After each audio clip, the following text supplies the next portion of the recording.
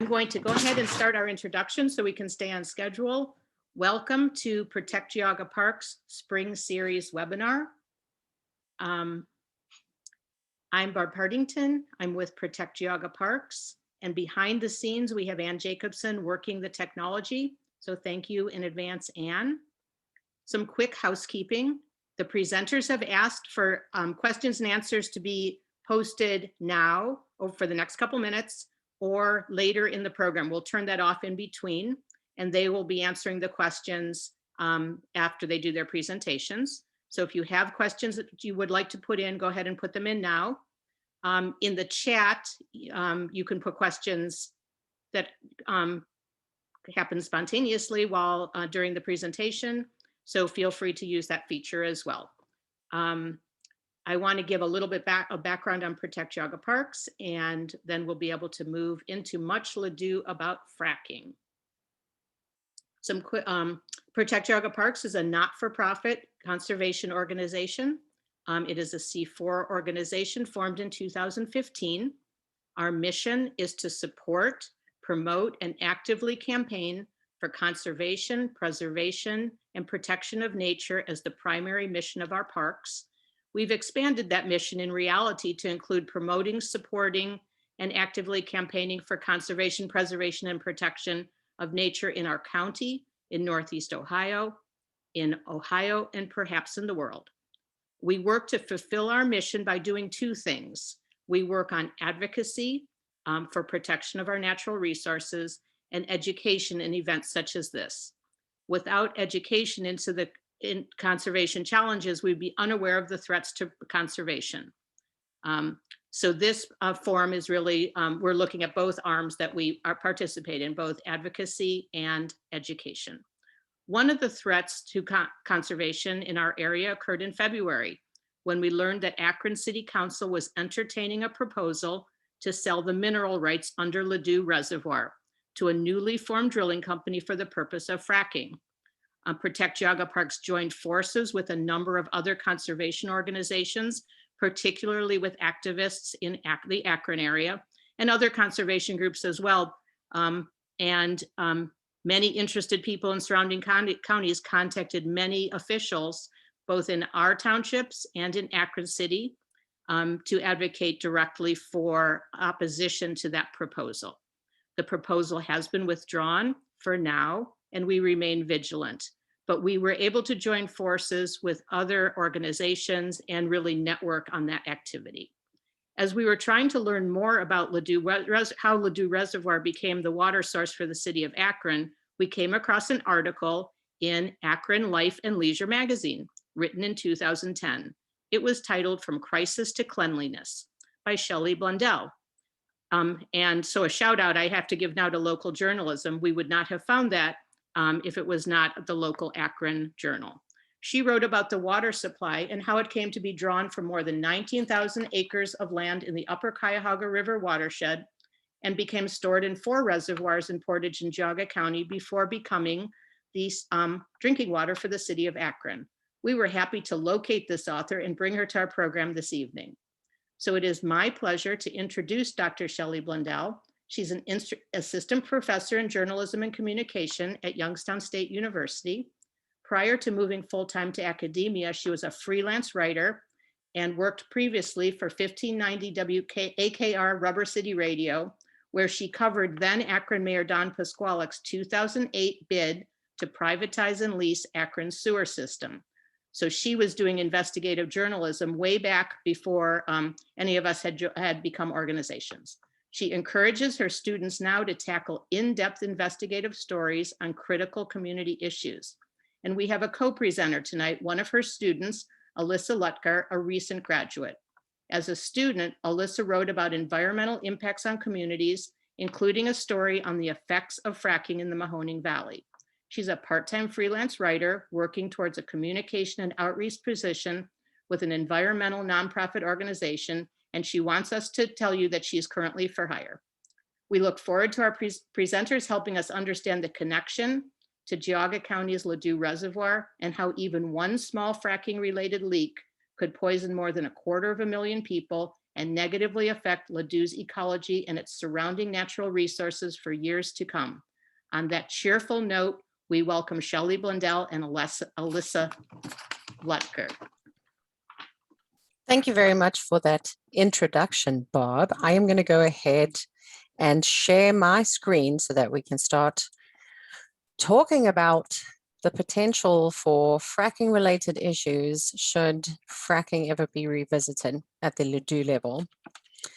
So we're going to briefly discuss the history of Akron's water, which is how I came to be here in the first place. And then I'll talk a little bit more about Ladue Reservoir's connection to Akron water, gas wells that are currently near Ladue, and some lease deal maps regarding the potential plan to frack the 475 acres around Ladue that was presented earlier this year. Then I'll discuss intersections behind the EPA, the Save Our Sewers initiative back from 2008, and Akron Waterways as it exists today. Then I'll turn it over to Alyssa, who is going to talk about fracking a little bit more in depth, as far as it relates to concerns for public health and the Ohio Health Registry. She's also going to talk about fracking's effects on the environment, where the money is in fracking, costs versus revenue, and then conclude her section with the implications should fracking in Ladue come to pass. We'll also share with you some call to action resources through preserving Ladue Reservoir's next steps. Sorry, I've been teaching all day, can you tell? So we're going to share some of those information resources with you that will help you be inspired to keep moving beyond this presentation. We'll also conclude with a Q&A.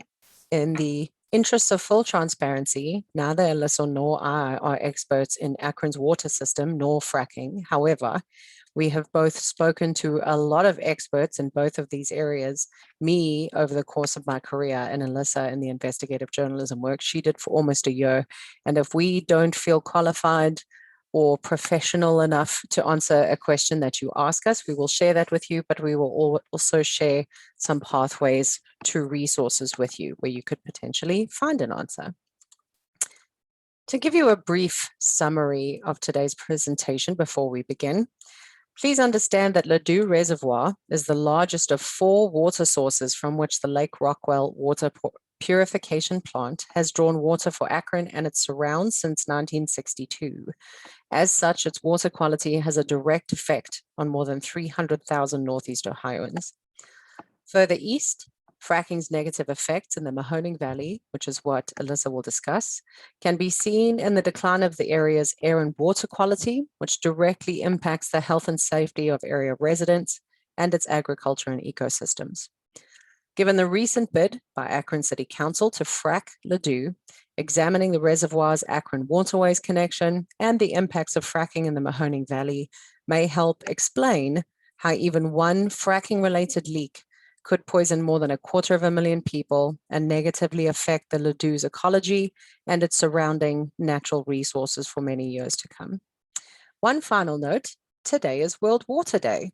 I'm not sure if that was purposeful or incidental when we scheduled today's presentation, but it does help emphasize the importance of groups like Protect Geauga Parks and others who fight continuously to preserve our planet's rare natural resources. So a brief history of Akron water. The city of Akron was created in 1825, originally had about 200 residents, but quickly grew to 42,000 people, residents and business owners by 1900. Originally, many of the homes in and around the Akron area had cisterns, private wells, or private water supply companies. So much like Geauga County is now. Bob shared with me that about 90% of the residents in Geauga County have private water supplies. But because there was so much private water and not a lot of public water, there was an increased need for water coming from the industrial sector. In particular, there were a lot of fires in the industrial sector in Akron in the late 1800s, which exacerbated the city's need for a local and reliable water source.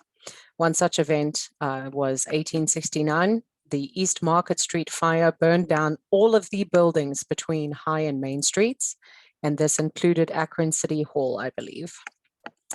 In 1880, the city of Akron brought in consulting engineer M.S. Frost and his team of associates to negotiate a deal with the city to become its sole water provider.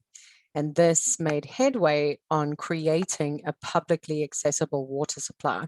And in 1881, Frost and his team sold the rights to city water to Akron Waterworks, which was its first official public water supply, then based on Worcester Avenue, which is now Veoden Boulevard in Akron. From 1870 to 1900, Akron Waterworks expanded their water drilling and pumping operation into Manning's Pond and Summit Lake. Problem with that was Manning's Pond and Summit Lake were incredibly toxic by and large, and the quality and quantity of the water product really decreased, led to a lot of polluted waters in and among the general public waterscape. Akron Waterworks really wasn't equipped to handle the amount of water being processed by the plant after it opened these additional waterways. And the industrial fires continued to worsen in the city of Akron. And in 1899, Buchtel College burned to the ground, and then 1900, City Hall followed it. So in 1907, a new Chamber of Commerce was formed in Akron, with its first priority being finding a reliable public water supply. The Chamber put together a plan to buy Akron Waterworks long-term water provision lease, and Akron residents voted and purchased a WW in 1911 with a tremendous amount of debate. Akronites care a great deal about their water and where it comes from. In 1910, Akron hired consultants from Columbus, Barber, and Bradbury to conduct a water study to find more efficient and safe sources of water. And the upper Cuyahoga River was identified as the best choice for this. During the same period, Akron Mayor William Sawyer and City Service Director John Gautier quietly bought land surrounding the upper Cuyahoga, and they obtained about 2,000 acres of the Cuyahoga River watershed to be used as its new water supply system. Essentially, the city officials wanted absolute control of the water system. And in 1911, the state passed legislation giving Akron the right to divert and use forever the waters of the Tuscarawas River, the Big Cuyahoga River, and the Little Cuyahoga River. That's the one that catches fire all the time. Further granted city permissions to build reservoirs on any of these rivers. So in 1913, construction begins on Akron's new water supply along the upper Cuyahoga River. And in 1915, the Lake Rockwell Water Purification Plant, which is now known as the Akron Water Treatment Facility, was put into public use. Lake Rockwell is still the primary water supplier for Akron and its surrounds, but the largest water supplier is the Ladue Reservoir, and that was completed and attached to the Akron Water Treatment Facility in 1962. Just to give you a little bit of a geographic awareness of the three reservoirs, there are four. The Mogador Reservoir is the fourth, but that's mainly for industrial water needs. The three primary reservoirs that make up almost all of Akron's drinking water supply are these three: East Branch, Ladue, and Lake Rockwell. And within the scope of Ohio as a state, you can see that they are all in the upper northeast corner. And you can see from the larger image where they're connected, that they're all connected by tributaries. So Ladue is the largest reservoir. It contains about 5.9 billion gallons of water. And on average, the treatment facility produces 10. So way more than half of its water supply. But all of these reservoirs are connected via tributaries. Let's talk a little bit more about Ladue's connection to Akron Water. As I said, the Akron Water Treatment Facility treats on average 35 million gallons of surface water from the upper Cuyahoga River via these reservoirs every day, with a total plant capacity of about 67 million gallons. There's about 300,000 people, both residents and businesses, who are served by the Akron Water Treatment Facility. This has grown larger as time has gone by, especially as Akron surrounds cities like Fairlawn, Bath, Springfield have grown. The Ladue Reservoir is considered a secondary reservoir to the Akron Water Treatment Facility. Again, their primary reservoir is Lake Rockwell, but the main purposes of Ladue are flood control to downstream areas, the replenishment of Cuyahoga River during dry periods, and maintaining an abundant supply of source water for treatment at AWTF. As I said, it's the largest of 4 impounding reservoirs within the water purification plant system. And other reservoirs like East Branch, which produces 1.5 billion gallons of water, Mogador, which is built specifically to hold back water for industrial use, and the largest, Ladue, which has a storage capacity of 6 billion gallons of water. And the total storage capacity for all 3 reservoirs is more than 10 billion gallons. It sounds weird in context, and in pre-pandemic times, as long as you registered in advance, you actually could tour the purification plant. I toured it when I wrote the story for Akron Live Amnesia way back when, and it's incredibly impressive to see how they treat those plus minus 35 million gallons of surface water from the upper Cuyahoga River via the reservoirs every day. And again, there's approximately 300,000 people who are served by that facility, so they have to be on their game at all times. There's property surrounding Ladue that was formerly under the authority of the Water Supply Division, but their public recreation is now administered by the Akron Water Supply. And in 2002, negotiations with the Ohio Division of Wildlife began to transfer responsibility of those lands to the Ohio Division of Wildlife. And in 2006, a 25-year renewable lease agreement was signed for fish and wildlife management and public recreation use of premises, which included Mogador Reservoir and lands in Portage County. So again, Ladue connected to very much all of these water sources and public wetlands. So here we are, 2021. Akron City Council considers a proposal to allow fracking by DP Energy Auburn LLC, which happens to be in partnership with a former Akron City Council member, on 475 acres of city-owned land near Ladue. Following that motion to add it to, I believe it is the consent agenda, Ward 5 Councilwoman Tara Samples voted to pull the initiative completely from the plan, with the premise of Akron Mayor Dan Horrigan's eventual sign-on, because she was concerned about fracking and what it could potentially do to the waterways in the city of Akron. Now, I'd like to show you some context for a minute so that we can kind of understand where this all fits in, and hopefully everybody can see my screen. Alyssa, are you able to see the map? If you are, could you give me a thumbs up? Good deal. All right.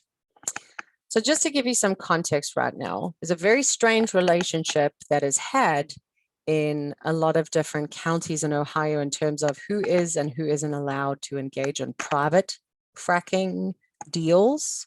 And you can see in Geauga, this has kind of exploded. This is a map of all of the current oil and gas wells in Geauga County. And a big shout out to Doug Livingston over at the Akron Beacon Journal. He pulls together a lot of this data in the stories that he does, and he covers issues like this quite extensively. So you can see there are many, many oil and gas wells in Geauga County at present. So let's go back to the Akron lease deal, the proposed lease deal. And this map was again created by Doug, or Mr. Livingston. I call him Doug, I don't know him personally, but Mr. Livingston created this map. All of this blue area that you see is the reservoir. And this gray outlined block that you see is the area of land that the company who wanted to frack the area around Ladue wanted to frack. And in their proposal, they made it very clear that they were not going to frack in the protected areas around Ladue, because as I mentioned, there are areas that are protected and specifically maintained for wildlife preservation reasons. But all of these outer confines on the right and bottom side would require them to frack down and then sideways. And Alyssa will talk a little bit more about how that works in practice when she talks about fracking. And as you can see at the top left corner of this little gray square-like image, it crosses right over into the reservoir. And if I were to scan out a little bit on the map, you can see how close Auburn Marsh Wildlife Area is, how close the Ladue Public Hunting Area is, all the different tributaries that are attached there. So it's a big deal. It's 475 acres and there's more than 2,000 acres around Ladue, but they are not insignificant acres. Interested in reading more about how all of that fits in reality, Doug wrote a great story. There I go again. Mr. Livingston wrote a great story for the Akron Beacon Journal on January 12th of this year called Akron Wants to Sell Mineral Rights for the Fracking of 475 Acres of Watershed Land. It's a really good story. So to wrap up my piece of this puzzle, I'd like to talk a bit about the EPA, Save Our Sewers, and Akron's waterways. In 1972, then President Richard Nixon introduced the Clean Water Act, which was meant to restore physical and biological integrity of the nation's waters by ending pollution in America's waterways. Interesting to note while we're talking about that, just to go back for a second, in Livingston's reporting for the Beacon Journal on the stories talking about fracking Ladue, Mayor Horrigan said that the Ladue fracking project was financially necessary as ratepayer revenue for court-mandated sewer reconstruction project dips, with businesses not using as much water in the pandemic and municipal customers struggling to pay monthly bills. Without this potential new revenue, the city continues to be in a precarious spot when it comes to needed funding due to our federally mandated $1.2 billion sewer project. There are sizable sewer fees already at the feet of Akron ratepayers. And Akron sewer rates, and I'm sure I'm preaching to the choir for those of you from Akron, have jumped 69% in the 2 years before Horrigan took office in Akron. Why does this matter? Well, you should know that some portions of Akron sewers are more than 85 years old at this point. Portions of the sewer were constructed in the 1900s, and 85% of Akron sewer is more than 50 years old. Approximately 25% of Akron sewers are combined, which means this allows sanitary sewers, which is watered down drains in homes and businesses, to combine with storm sewers, which are sewers along streets and buildings that collect rainwater. During the 20th century, heavy rains caused combined sewer overflow discharges into waterways, including the Cuyahoga River and the Ohio and Erie canals. And we already know the Cuyahoga River is connected to the reservoirs, right? All sewage flows to the water reclamation facility, which then sends solid waste via underground pipes to the renewable energy facility. They treat sanitary and storm sewage water to remove the grit, sediment, and bacteria, and then that water is returned to the Cuyahoga River. But a failure in the correct filtration process, in other words, too much sewage, then directly impacts the quality of surface water in the reservoirs. Untreated overflow sewage then goes into our drinking water sources, and that's very harmful for people and water alike, or people and wildlife alike, sorry.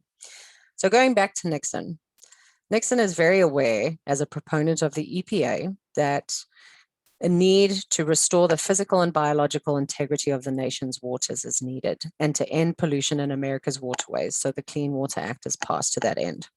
In the 70s and the 80s, federal grant money was made available to update wastewater treatment plants and help eliminate these sanitary sewer overflows. As an aside, in 1987, Don Plisquelic was first elected Akron's mayor, where he served until his 2015 resignation. During the same year, the city of Akron said it couldn't afford to fix sewers to make them comply with Nixon's Clean Water Act. So functionally, they did nothing. In the 1990s, the EPA then focused its attention on city sewers nationwide in an attempt to control these combined sewer overflow issues that were discharging to waterways. No federal grant money to do this time, but there were some low interest loans available. Flash forward to 2002, Akron now realizes it needs to get its sewer issue under control and submits a $376 million plan to the Ohio EPA to reduce but not eliminate sewer overflows. The Ohio EPA accepted the plan. Then the federal EPA decided that states should not have this level of power with their state level EPAs. So it removed the power of state EPAs to accept or reject such plans, which means Akron's plan was rejected again. There were minimal sewer-related repair projects done during this period to reduce overflow conducted in the 2000s, but they were still out of compliance. In 2008, this is where I come in. This is when I was working for WAKR News Radio. The Citizens Save Our Sewers and Water Coalition asked Akron voters to vote against then Mayor Plisquelic's initiative to lease the city's sewers to a private company. Plisquelic claimed that the move was necessary to bring Akron sewers into US EPA compliance and promised money for scholarships in return. If I remember correctly, LeBron James was a big part of this initiative to promote Plisquelic's agenda. Whoop. But this would have not been great because it would have substantially increased sewer rates of Akron residents. Some estimations were as much as 500% over current rates. And there was also no guarantee that any private company would have acted in a timely manner to make all the repairs that were needed. So the ballot initiative was successful. There was no leasing of the sewer system. It remained a public entity. So in 2009, the US EPA sued Akron for non-compliance with the Clean Water Act. There was a long-term control plan within a consent decree that was submitted to the US EPA and to the Ohio EPA by the city of Akron, which was the foundation for the Akron Waterways Renewed project, which is now in place. And provisional acceptance was granted. However, anytime things like that are submitted anyway, they have to go through a court process. And in 2011, Ohio Northern District Court Judge John Adams rejected the consent decree, which contained this plan, on the grounds that it didn't do enough to stop pollution or maintain compliance with the Clean Water Act. So 3 groups get together again, file a revised consent decree. Minimal repairs continued to the sewer system through 2013. During the same time, the Obama administration opened paths to sustainability in folks who were improving their sewer systems. And then finally, in 2014, Judge Adams accepted the revised decree with a plan to overhaul Akron's sewer systems completely, beginning with planning in 2015. However, the cost of that moved from $375 million to $1.4 billion. So in 2019, the sewer overhaul projects began in earnest, increasing in 2020, and they need to be completed by 2028. What this all means is there a significant risk of pollution to Akron's waterways still exists. So exacerbating this by adding fracking to its largest public drinking water surface water reservoir, despite Oregon's appeal to use the fracking funds from this to pay some of the sewer overhaul bills, is an incredibly risky gamble. For all the reasons why, I'm going to turn you over to Alyssa to discuss more about fracking in practice and its effects in the Mahoning Valley region. Alyssa? Yes.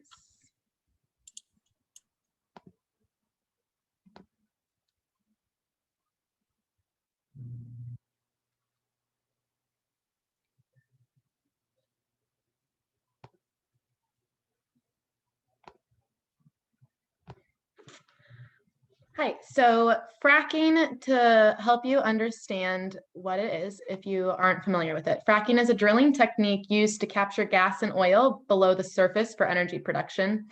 And it's where an L-shaped fracking well is drilled thousands of feet into the earth to reach black shale, which is what Shelley was trying to explain, in that if they drill in one area, they aren't just drilling down, they're drilling in an L shape, so that well will then go into a different area. Black shale is sedimentary rock with pockets of fossil fuels. And you can see here a map showing the expanse of the Utica shale. The Marcellus Shale is heavily fracked throughout Pennsylvania, and for reference, it's located just above the Utica Shale, covering similar areas, and the Marcellus Shale reaches about 9,000 feet below the surface at its deepest point, while the Utica Shale reaches about 13,000 feet below the surface. After the well is drilled, it is lined with cement and pipe, and then a large amount of water, it uses a lot of water, is trucked from a separate site. Sometimes it is pumped from natural bodies of water, and sometimes it's bought. And the water is then mixed with sand and chemicals and pumped down the well at a high pressure so as to fracture the shale and release the gas and or oil trapped within.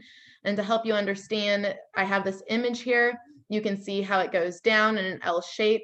It goes specifically through those the shale down below, which is that darker brown area, and goes through it to help push out the pockets of fossil fuels. After the well is after the same pressure then pushes the fossil fuels back to the surface for capture, and thousands of gallons of wastewater is left over. That's then trucked to a separate drilled well called an injection well, and the wastewater is pumped into the injection well into the earth. It's important to note that the chemicals used in this fracking process are allowed to be kept secret and undisclosed under the idea that they're trade secrets for the company. And it's known that these chemicals have toxic properties, and the black shale itself is known to contain radioactive materials that are released during the fracking process as well. There is a connection between fracking and increased health issues in surrounding areas. Fracking causes air pollution and water pollution, which poisons a whole community. Air pollution related to fracking can be seen in the fracking process itself, as well as the diesel trucks and diesel generators used during the process. Diesel is problematic because it puts a lot of small particulates into the air, as well as volatile organics. The chemical-ridden pressurized mixture releases nitrogen oxides and volatile organic compounds into the air, and this and diesel contribute to ground-level ozone, which, if you're not familiar with ground-level ozone, it sits right above the Earth's surface, and it's a colorless and highly irritating gas that forms when nitrogen oxides and volatile organics react in sunlight. Inhalation of ground level ozone can cause chemical damage to your lungs, such as holes or a chemical burn. And scar tissue in lungs does not exchange air very well, which is a primary function of lungs. The air pollution doesn't just stay in the area where the fracking process occurred, though. Air circulation patterns in the atmosphere mean the chemical air pollutants from fracking can expose large geographic areas to dangerous concentration levels of chemically polluted air. And water pollution is most often due to spills and leaks from injection wells and fracking wells. Leaks often occur when the well fails and the pressurized mixture or wastewater seeps into the groundwater or bodies of water, including aquifers and reservoirs for drinking water, which may be drilled through during the process. So when that L-shaped well is drilled down, or in the injection well, occasionally it will go through aquifers and reservoirs, or it's going through the ground, so it will still affect groundwater. Sometimes water pollution can be due to illegal dumping of wastewater, which will also be discussed later. Since both the mixture used during fracking and the wastewater byproduct contain chemicals and radioactive materials, the water that they leak into will contain those chemicals and radioactive materials as well. This reduces the water's quality and can make the water toxic when ingested or you come in contact with it. Similar to the air circulation, water travels and connects to other bodies of water, meaning the toxic chemicals will affect large areas of water, not just where it's dumped. Some health concerns related to air pollution and water pollution include cancers, pregnancy complications, skin irritations, respiratory problems, and cardiovascular problems. And FACT Ohio is an organization that sponsors the Ohio Health Project, which was originally named the Ohio Health Registry. This is a project intended specifically to document the health problems Ohio citizens face as a result of fracking. It is completely confidential and it's growing. Many Mahoning Valley residents were registered several years ago. If you're interested in learning more about FACT Ohio or the Ohio Health Project, the websites are linked. While living in Mahoning County, I learned a number of ways that the community was affected by fracking. There have been a number of fracking violations that have occurred in Youngstown over the years. One of the most reported on stories was the illegal dumping of 20,000 gallons of wastewater directly into the Mahoning River. And for those who don't know, the Mahoning River flows into the Beaver River, which not only then flows into the Ohio River, but also is a source of drinking water for those in Beaver Falls. So all of that wastewater was going down through the Mahoning River into the Beaver River and affecting those Beaver Falls residents. Additionally, in the neighboring Trumbull County in Vienna, Ohio, Vienna, Ohio has experienced a large number of bad spills, which not only deeply affected bordering private rural properties. So the fracking operation was right next to other private properties, but it has also contaminated private wells as well as local wetlands, ponds, and groundwater. There was also a period in which the wastewater would be treated and then dumped into the Mahoning River, but then it was discovered that the wastewater had bromide, which formed chemicals linked to cancers and birth defects when mixed with the disinfectants at the treatment plants. So treating the water, helped form these chemicals that were then dumped into the Mahoning River. And then there's the earthquakes, which will be discussed more on the next slide. Youngstown experienced a large number of fracking-related earthquakes in just 8 days in March 2014. While the public health issues related to fracking are concerning on their own, the environment faces long-term consequences due to the fracking industry. Ecosystem services are functions that the natural world provides us. They are produced by healthy ecosystems and benefit humans. Some of these benefits include water regulation, such as flood prevention, and nutrient cycling, which keeps soil healthy for vegetation. Healthy ecosystems also provide less visible benefits, such as educational and mental health benefits. Think about when you walk through a park or a forest. Ecosystems are kept healthy by all the different living and non-living components, which serves their own role in the interconnected system that keeps the world healthy. Fracking involves the development of typically natural landscapes. This often involves deforestation. When forests are fragmented, meaning instead of one large continuous section, there are a bunch of smaller chunks of forested land, it disrupts the migration patterns of both plants and animals. In addition, it shrinks the habitat size of these species and increases the amount of edges, which have the greatest vulnerability. Both can affect the health of an ecosystem and thus the services it provides the local community. Deforestation also includes a habitat loss, which leaves vulnerable wildlife with an increased likelihood of death and or entering human residential and commercial areas. Think of deer and how they have become more and more common in neighborhoods.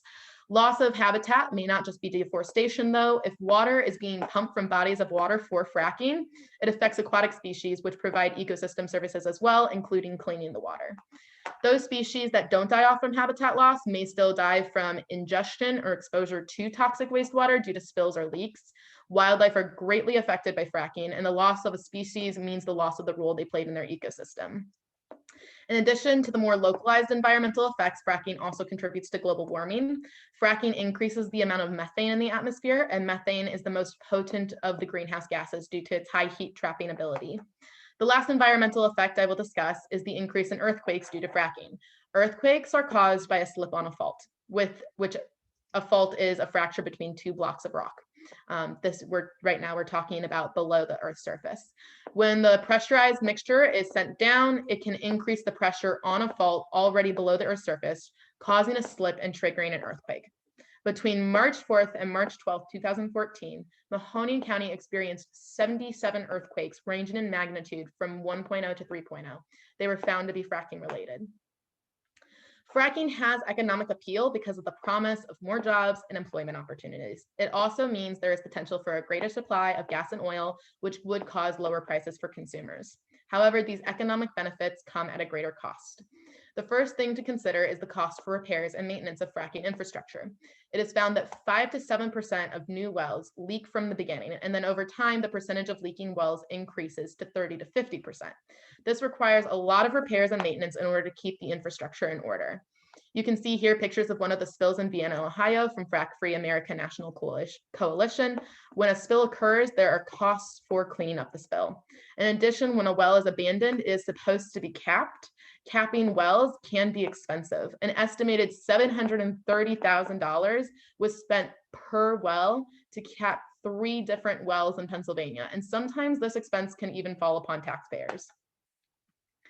After considering the costs of repair and maintenance, we need to consider the cost of damages from fracking. All of these facts can be found in an article called The Cost of Fracking, produced by researchers from 2 different organizations, and it's hyperlinked on the slide. First, we have the contamination of water sources, often due to a leak, spill, or illegal dumping. $109,000 was spent on cleaning well drinking water in Pennsylvania, and another $195,000 was spent on temporary replacement water while that drinking water was being cleaned. Contaminated municipal water would require water treatment costs to increase hundreds of thousands of dollars. There are also damages to agriculture and livestock. Contaminated soil affects crop productivity and health. Crops that do grow may carry some of the contamination, so that's then being sold. And there have been livestock fatalities in some areas where fracking wastewater got onto a farm property and it was ingested by cows or other animals. Those that don't die from the ingestion then need to be quarantined to avoid contaminated meat in the meat market industry, which then also is an economic loss. 5 Pennsylvania counties with fracking activity had an 18.5% reduction in milk production from 2007 to 2010. So it's not just cows dying, but it's also them not being able to produce as much milk. When the water, food, and air is contaminated with fracking pollutants, there are going to be public health issues. This produces healthcare costs and affects the economy due to workplace absenteeism and reduced economic productivity. Fayetteville, Arkansas estimated more than $10 million in public health costs in 2008 due to air pollution, specifically from fracking. Next, we have the recreational loss. Deforestation and species loss in green spaces means less parks and forests for communities to relax, walk, and play in. It also affects recreational industries such as hunting. Wyoming has a $340 hunting and wildlife watching industry, which is focused heavily on mule deer. And in an area where there was fracking activity, there was a 56% decrease in the mule deer population between 2001 and 2010. So that's going to heavily affect the hunting and wildlife watching industry, which brings in a lot of money. In addition to the fracking infrastructure costs, there are other infrastructure costs as well, such as road repairs and water infrastructure. Truck traffic from fracking increases damage on local roads. In 2010, Pennsylvania estimated $265 million of road repair needs in the Marcellus Shale drilling region. Due to fracking's high demand for water, more water infrastructure needs to be built and maintained to support the water-intensive activity. And it should also be known that more than 2 million Americans live without running water, and the water crisis is only growing. So a water-intensive activity is only exacerbating the issue of citizen access to water. The last cost I will be discussing today is the decrease in home value due to proximity to fracking wells. Homes in Texas that had an original value of more than $250,000 and were located within 1,000 feet of a well saw a 3 to 14% decrease in their home value in 2010. Given the recent bid by Akron City Council to frack Ladue, examining the reservoir's Akron waterways connection and the impacts of fracking in the Mahoning Valley may help explain how even one fracking-related leak could poison more than 250,000 people and negatively affect the Ladue's ecology and is supporting its surrounding natural resources for years to come. If Ladue is open for fracking, one fracking-related leak in Ladue could poison over 250,000 people. And while the estimated revenue is a one-time payment of $500 an acre or $237,500 total, plus 15% royalties for any producing wells, the estimated costs that were just discussed appear to outweigh the revenue. There will be a large number of legacy pollutants in the air, water, and soil, meaning it will remain long after the wells are no longer operating. The loss of local wildlife due to deforestation and drained or polluted waterways will cause a loss of beneficial ecosystem services that can only be provided by a healthy ecosystem. And the community will face a decline in public health due to the increased risk of disease imposed by local fracking. And I will be passing it back to Shelley. Thank you, Alyssa. All right, so I'm going to go back to my screen share on this to get to the wrap-up pieces. When we're talking about preserving Ladue and the lands around Ladue into the near and distant future, there are a few things that you can do as an individual to help this process along, because even though the initiative to frack in and around Ladue is off the table for Akron City Council for now, there's no guarantee that it won't be revisited. The first thing that you can do is learn the facts, not only about fracking and the greater environs around Ladue, but both sides of the equation. I'm a journalist, I teach objectivity and the need to investigate all sides of a conversation before you do any kind of investigative story. So I've tried to compile a list of opposing but also informative resources that you can consult following this presentation if you like. And I do have a link in the chat to a Google resources folder that I put together with today's presentation and all of the resource links that we shared in this presentation. There are a number of resources that can help you learn different related facts to the things that we talked about today. These include the Natural Resources Defense Council, the DSMOG blog project, the Union of Concerned Scientists, and the Yale School of the Environment. I also always encourage people to get connected on the local level, and I've put together a number of local resources, particularly groups who are invested in stopping fracking's foothold in the Ohio regions. These resources include the Ohio Environmental Council and many Ohio-based anti-fracking groups. And these groups include Frack Free Ohio, Frack Free Mahoning Valley, and Frack Free Geauga. You can also speak up and speak out via social media. Big fan of social media campaigns that have a catchy hashtag, but what this means is that a lot of your local representatives who are sharing or voting on issues like this are on social media. So use social media to continue this conversation with them in all the spaces and places they are. You can also follow local media coverage on the issues. Fortunately for all of you, you have some fantastic local media resources in Geauga County, and I'll talk about some of them on the next slide, although please note they're not comprehensive. So if you'd love to share more about your media resource that's not on that slide, I'll show my email address at the end. But finally, and something that I impress upon all of my students, exercise your First Amendment right to speak truth to power and remind Akron City Council that it needs to follow its charge to ensure all those connected to its waterways always have access to safe, clean water, and that they will invest in the continuous improvement of water operations, infrastructure, and the environment. This taken from their own report celebrating 100 years of fresh, clean Akron water in 2012. If you are interested in showing up at the next City Council meeting, all of which are virtual right now, the next meeting is Monday, March 29th from 7 to 9 p.m. And you can see the full Akron City Council meeting schedule via the hyperlink provided on this slide. So as I promised, here is the list of Geauga County media sources. Again, it's not comprehensive, but some great resources that you can consider consulting to follow developments in this issue include the Chagrin Valley Times, the Geauga News and the Geauga Maple Leaf, News 5 Cleveland's Geauga Focus, the News Herald Geauga County Focus, Fox 8 Geauga County Focus, and WKHR Radio. So some concluding thoughts. Fracking Ladue might seem tempting due to the promise of jobs and economic productivity, but as Alyssa explained, the long-term effect on the community may outweigh the attraction of developing the land for fracking. So before allowing Akron City Council to choose to frack the area around Ladue, we encourage you all to learn the facts for yourselves and consider the implications for your community, such as any health concerns due to contaminated air, water, and food, the increased costs for infrastructure maintenance, decreased home values, and loss of green spaces versus the benefits of fracking. We don't want to tell you how to decide. We just want you to be well informed when you make that decision. And for more information about where Akron City Council is going, you can follow their proposals online at www.akroncitycouncil.org. I missed a slide, so let me do this and then we'll open it up to Q&A. Thanks very much for coming tonight, and our thanks to Protect Geauga Parks for inviting us to be a part of this.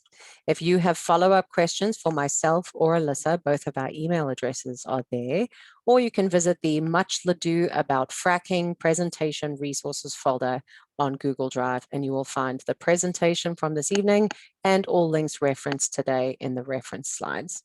So now I will go back and we will officially open it for Q&A.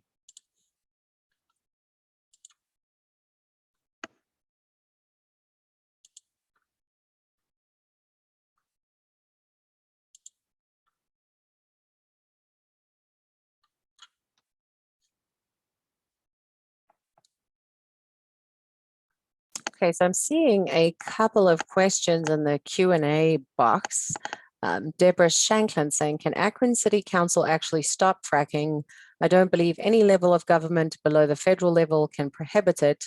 They can try to get the best deal they can, but they can't say no. So I'm actually going to ask Alyssa if she would feel comfortable answering this question, because this is related a little bit more to the legality surrounding how fracking comes to be in different areas. That is something that I actually am not sure. I'm not completely sure, and I don't want to steer you the wrong way, but that is something that I would actually be interested as well to look more in depth to. So if you would like, I can definitely, you can, if you want to drop your email or something, I can look into it for you and get you that answer. Great, thank you, Alyssa. All right, looking back at the Q&A, Betsy saying, thanks, Protect Geauga Parks. Thank you, and Protect Geauga Parks for having us today. Thank you, Brian. And thank you, Yvette. Are there any other questions? I've tried to keep up with them as much as possible in the chat and in the Q&A section.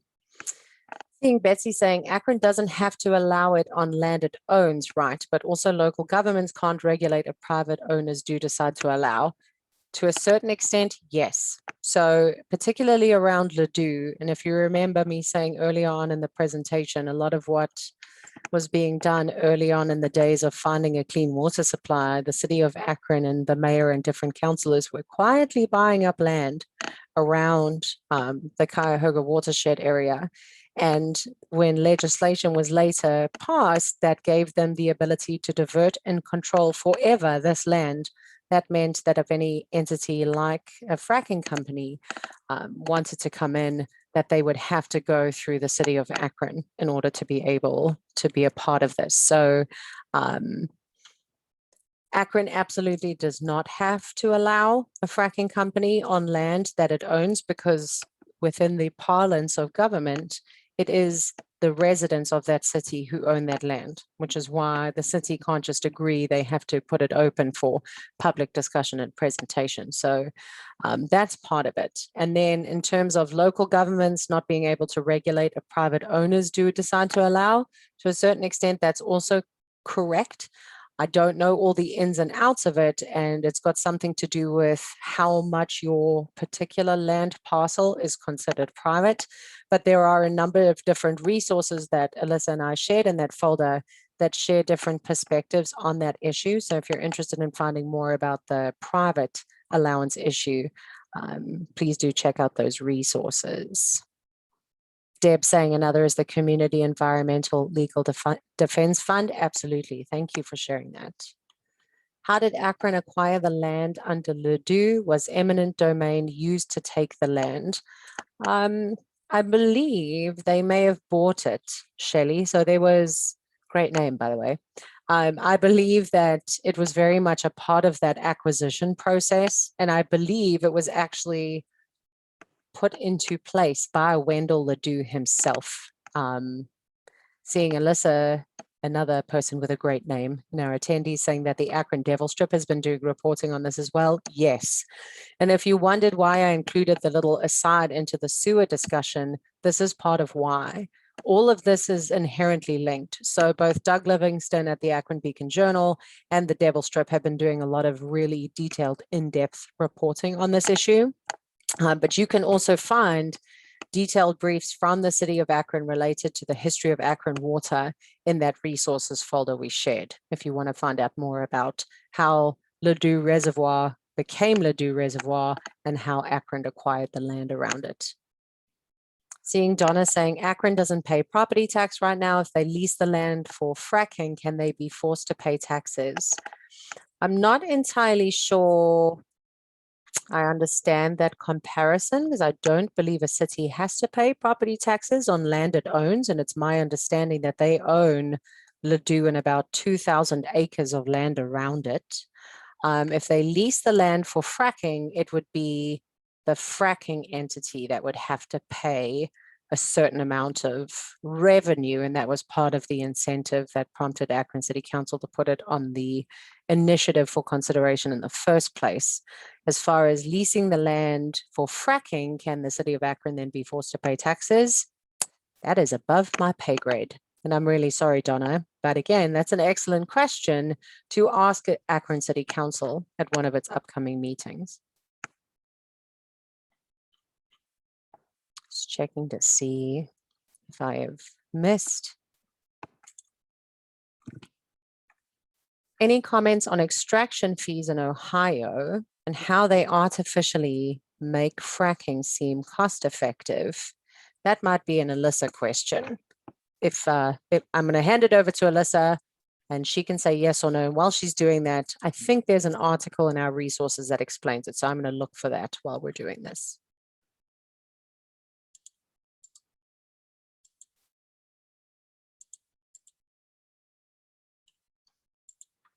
Alyssa, is that something you feel comfortable?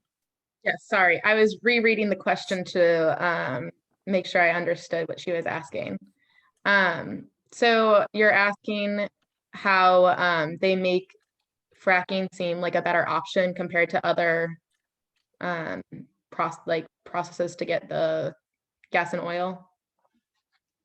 Is that what? Betsy's saying, aren't our fees very favorable compared to other states? And I Oh, think you did a couple of cost comparisons, right, Alyssa? I think I'm just having trouble understanding the question. That's totally my fault. So like how much it costs, like in comparison to like the gas and oil, like when you go to the gas station, is that what you're asking?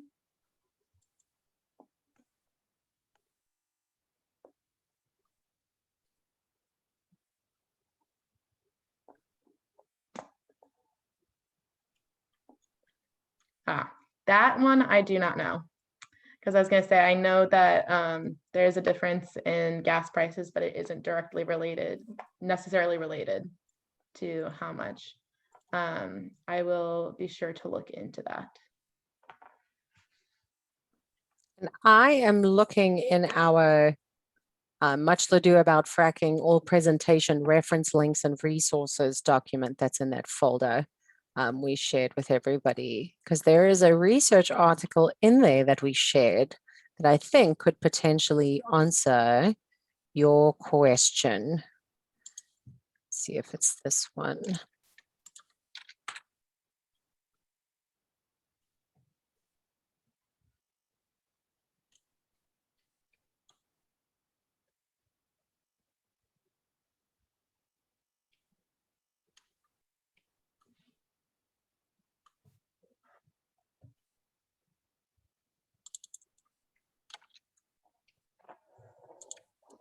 Okay, I'm going to share this resource link here, Betsy, and there's a section in this report that may speak directly to what you said. And within the report, the interviewer asks, how much control do local communities have when it comes to unconventional gas operations in Ohio, and how might it be different from Pennsylvania?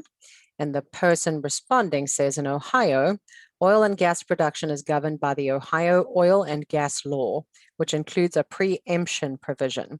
Over the years, that preemption provision became sort of tighter and tighter, with the legislature assigning more and more activities related to oil and gas production directly to the Department of Natural Resources in Ohio. That means once it's assigned to the Department of Natural Resources, nobody else can touch it. The legislature added language that specifically preempted local governments from exerting control over things like the location and permitting of oil and gas wells. Local jurisdictions started to panic a little bit and try to figure out how they could have a voice in what was going on within their jurisdictions. Some of them started trying to enforce existing ordinances. If you look at the case law in Ohio, there's the state ex rel Morrison having to do with the city of Monroe Falls. What Monroe Falls did was try to enforce pre-existing ordinances that would require oil and gas producers to do things like post a bond, participate in a hearing, and submit a permit to the local jurisdiction. So it looks like there is information in law, and I'll share the article that's referenced regarding that lawsuit in the chat as well for you, Betsy. So it seems like it might be a little bit more convoluted to answer than either Alyssa or I feel qualified to do.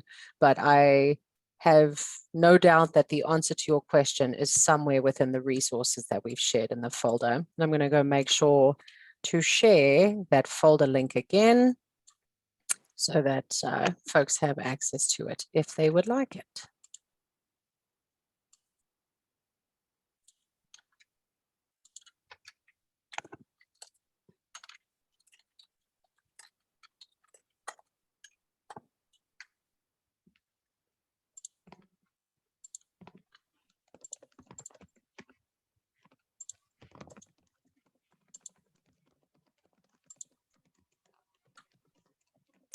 Seeing Dave Partington asking if Akron could be forced into a pooling arrangement with a private entity, and could they be forced to lease?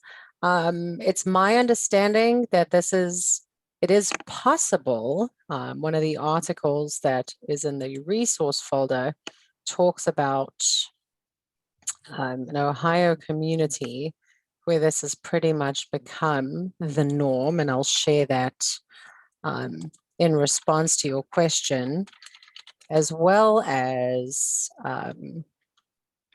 the information from another article where it talks about how this stuff works in concert. Where did I put it?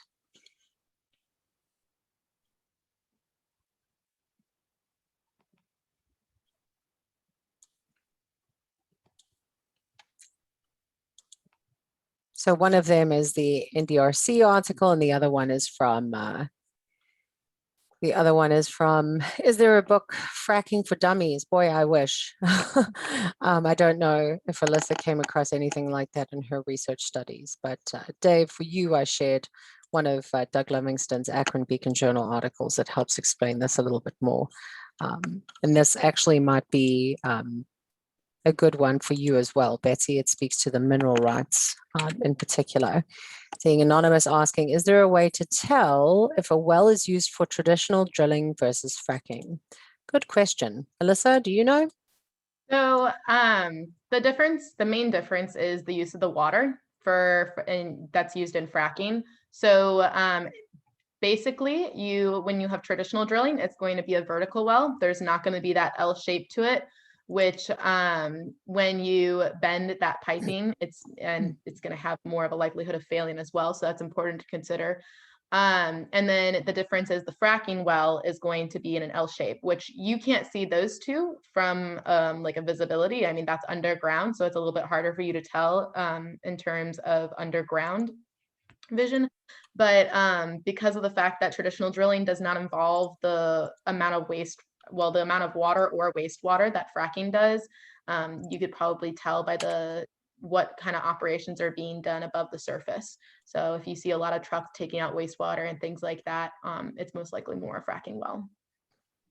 They're also very loud, very, very loud. In those areas in and around Youngstown where the fracking wells are, a lot of the residents around there complain about the 24/7 noise, about the sort of ever-present smell of methane gas that permeates the area, but it's mostly the noise, and that's from the wells themselves, and also the equipment and the trucks and everything else coming in all the time.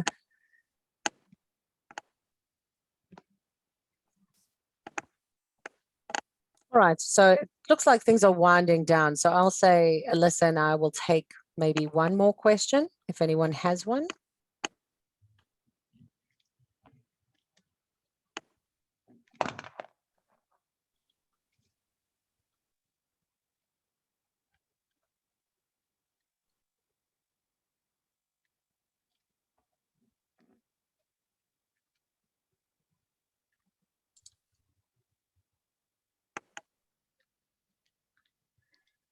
Yes, that is another thing. Unfortunately, they have to also get elected. Yeah, absolutely, Zach. Well, look, we are in a great time of political change. The seeds of change are shifting. So absolutely. Or as an alternate, if you are not particularly politically inclined, there are council people who are very invested in protecting Akron's waterways. Tara Sample, who was originally the one who asked for a reconsideration before the fracking issue was added to the consent agenda in the first place is one. She's very concerned based on the coverage about everything that could potentially happen to Ladue. So, you know, reach out to her, get involved, and provide her with support for her initiative. So thank you for that, Zach. And thank you very much for your kind words, Deborah. I was so grateful when Alyssa agreed to be a part of this because I knew it would be an excellent fit for everything today. All right, so I think that's it from us. Anne and Bob, thank you very much to Protect Geauga Parks for having us, and to everybody who attended tonight's presentation and for your great questions. We really, really appreciate it. Thank you both, Alyssa and Shelley. It was really very informative, very interesting. And I really appreciated how you did investigative journalism on the spot as people were asking the questions. So that was really very much appreciated. So thank you so much. And we will continue to stay in touch with you. And we appreciate you sharing all your documents and all the information with us. Our pleasure.